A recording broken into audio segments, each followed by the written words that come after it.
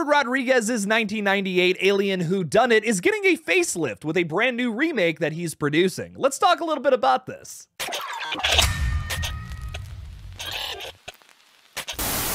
Welcome to the second channel, everybody. I'm your host, Terry, as always, and today we're talking a little bit about the Faculty remake being produced by Robert Rodriguez, the director of the 1998 original film. The Faculty is also written by Kevin Williamson, who of course penned the script for movies like Scream, Scream 2, Scream 4, Sick, I Know What You Did Last Summer, a lot of big 90s classics, as well as Sick from this year, which a lot of people really liked. It really was not my cup of tea. I think the twist really ruined that film for me. But The Faculty, though, has an excellent twist. I would say it's right up there with Scream 1 and Scream 4. It's probably my number 3 in terms of like Kevin Williamson twists, if I had to rank all of them. It's pretty solid, nothing too crazy, nothing too like, oh my god, Billy and Stu, you gotta be kidding me. It was Jill Roberts the whole time. It's nothing like that, but it's pretty solid. It got me. There's a lot of good misdirection in that film that I really enjoyed. Scooper Daniel Richtman has just revealed on his Patreon page that they are in fact producing some kind of remake. Robert Rodriguez will be attached to it. Not in the director's chair, he'll just be producing.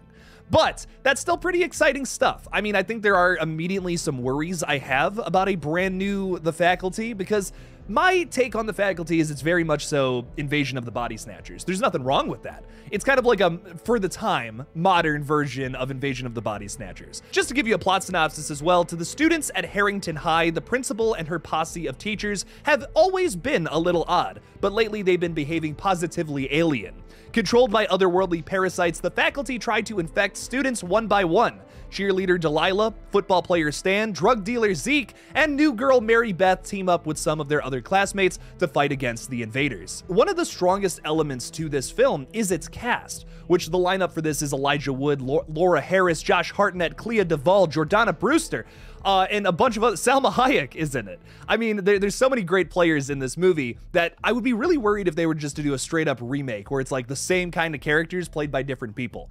You're not gonna get better people than these people that I just listed here. I mean, it's a killer cast. I just don't see them doing something better than that by telling the exact same story. I agree with Cody, who wrote this Joe Blow article, who says The Faculty is a very cool movie, so I'm glad to hear we're getting some kind of return to the concept. I'd prefer a 25 years later sequel that brings some surviving characters back over a remake, but I'll trust that Rodriguez is crafting something interesting for this new take on the idea. Just like a movie that came out a couple of years ago called The Craft Legacy. The thing that did not work about this movie to me is that they tried to do the exact same thing with like new characters, new actresses playing basically the same role. What makes the original 1996 The Craft so good is the cast is so strong and fantastic. You have Fairuza Balk, who is like so underrated and fantastic in this movie. Maybe the best part of the whole thing. Robin Tunney in the lead role. Neve Campbell in my favorite role of hers besides Sidney Prescott. Rachel True, another super underrated actress. Skeet Ulrich, also from Scream. Him and Neve Campbell were just killing it in 1996. This is an excellent film with an excellent cast, and that's really why it's so strong. It's not super crazy story-wise, it's just about like 4 witches who decide to do some fuckery in their little California town. It's nothing too crazy, you know? It's fun though. It's a really fun movie, and it's excellent because of the cast. And I feel the same way about The Faculty, which, like I said, it's basically just Invasion of the Body Snatchers, but a little more fun and hip, as the kids would say back in 1998. Did they really say that? I don't know. I was 0 years old in that year. But point being, if they're going to remake this film, you gotta give me a brand new set of characters with a brand new mystery. I love the idea of approaching, like, basically The Thing with a Kevin Williamson whodunit lens. That's fun. And you can do that. Again, you just have to give me different kinds of characters that are just as strong if it's going to work. Otherwise, I'm going to agree with Cody here, who's saying we should just like do a 25 years later movie with the same characters. I think that would work, and I think also just approaching the same idea with a brand new set of characters from basically from the ground up, following a similar flow that original movie has. That would work. I'd be okay with that. I'd be interested in like the 25 years later sequel thing where it's kind of like this is a requel. We're doing this in the same style as like Scream 5 or Halloween 2018. That could be fun. That could be a fun time. I'd be into it. but I want to see it done correctly. I don't want them to just rush this out, give us some half-baked characters like the Craft Legacy and call it a day, because that was a waste of time, and I can't believe I have it on this shelf over here. I personally love The Faculty, and I'm excited to see some kind of remake happen soon. But what are your thoughts on this? Does The Faculty even need a remake to begin with, or does it just kind of belong in its weird little spot in 1998? Leave me something about it in the comments below. Apparently, the killer clowns from outer space are coming back in the form of a miniseries. Let's talk a little bit about this. Director Stephen Chiodo is hoping to get the long-awaited Killer Klowns from Outer Space sequel made as a streaming miniseries. Fans of Killer Klowns from Outer Space like myself have always wondered why we never got a sequel. It is the perfect start to a B-movie franchise. I don't know why we never got another one. The Killer Klowns from Outer Space video game has probably had people giving it a second look. It is an excellent B-movie, if not one of the best of all time. I absolutely recommend it. It's so funny, gory, and disgusting. I love every second of it. And now Stephen Chiodo has told SFX Magazine that my goal is to do an 8-part miniseries for streamers. We've got a great concept that continues the story of our main characters. We'll follow a new group of teenagers who come upon the clowns and meet a drunk living in his van. It's Mike Tobacco from the original film. There's a big invasion and we end up on the clown planet. We have lots of great ideas about where the universe goes. You haven't even seen the clown animals on the clown planet yet. There's a whole world of things that we have in mind. I love the idea of going to the planet and expanding the world, doing some world building in this miniseries. I mean, that's the only reason why I think that these horror movies from the 80s should get miniseries and not sequels in theaters. And this Joe Blow article is even talking about how the Karate Kid films got a streaming series continuation, one that's beloved, by the way, Cobra Kai. I really got to get into that one. I love the Karate Kid movies, so I'm really hoping that that series holds up. Now, I haven't had time to watch it, unfortunately, but Killer Klowns from Outer Space was, of course, directed by the Chiodo brothers, Stephen and Charles, and was produced by their other brother, Edward Chiodo. I just love saying that last name. I can't help it. Chiodo. That's awesome. The synopsis for that original 1988 film reads, when teenagers Mike and Debbie see a comet crash outside their sleepy small town, they investigate and discover a pack of murderous aliens who look very much like circus clowns, as you can see in that little crazy thumbnail below. They try to warn the local authorities, but everyone assumes their story is a prank. I mean, they're literally saying like, yeah, killer clowns from outer space are running amok through the forest. That's pretty ridiculous. I wouldn't believe that either. Meanwhile, the clowns set about harvesting and eating as many people as they can. It's not until they kidnap Debbie that Mike decides it's up to him to stop the clowns' bloody rampage. If you have not seen Killer Klowns from Outer Space, I urge you to go watch this film.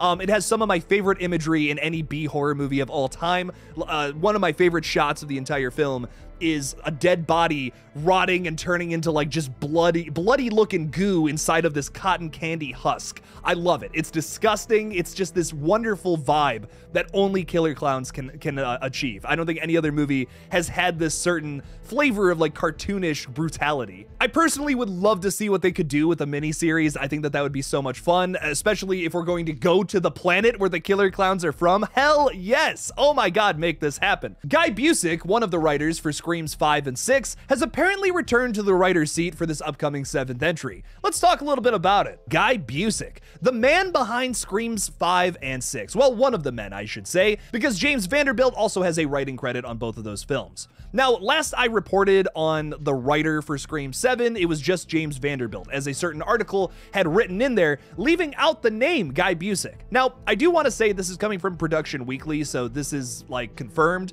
I don't know if that THR or whatever article that I was reporting on before may have just left Guy Busick out for whatever reason, like just because they forgot. It could have been that. But Guy Busick is apparently credited over on the Production Weekly update for Scream 7, where Christopher Landon's name is no longer there. As we know, he left the project about a month ago. I reported about that on my main page. I don't see this as that big of an update, so that's why I'm not talking about this on the main page. I'm talking about like the smaller stuff and rumors over here. So if you're wondering like, why is Jake posting about that over there? There you go. I want to shout out my buddy Craven Something Scary for pointing this out.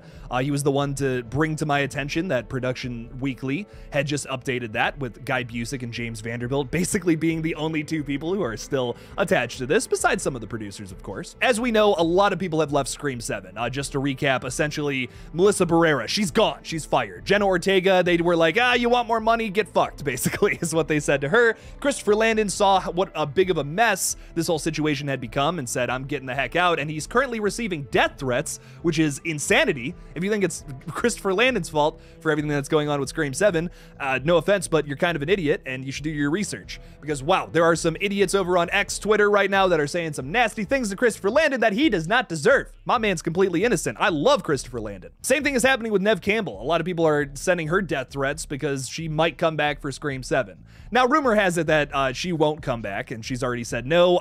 My personal belief, if I had to theorize based on her history with Spyglass, she won't be back for the 7th entry. Although I would love for her to be. That would be awesome. But it does look like the most likely route for Scream 7 is some sort of reboot, but we do know that Guy Busick's writing again. Maybe this is a hot take, but James Vanderbilt's writing is the side of Screams 5 and 6 that I'm not necessarily the biggest fan of. I've seen a lot of his movies. I'm not crazy about most of them. Like the Amazing Spider-Man movies, for instance, I just feel like don't really have the same bite that the Sam Raimi movies have. And there's elements to Screams 5 and 6 that I would accredit more so to James's style of writing. This is, of course, just me speculating, where Guy Busick always kind of flavors his in a more interesting light. Now, mind you, I've only ever seen one other Guy Busick film, which is Ready or Not. I don't think he's done too much else, although he is working on the new Final Destination 6, which is really exciting. But I really like this guy's scripts, man. Ready or Not is fantastic. That is one of my favorite 2019 horror movies, without a doubt. From start to finish. It is just this tight, little less than 90-minute film that is just so much fun. I guess I'm kind of excited that Scream 7 is somewhat getting back on track, even though this isn't much of an update. Like I said, I think that THR or whatever article, it might have been EW, I don't know, man.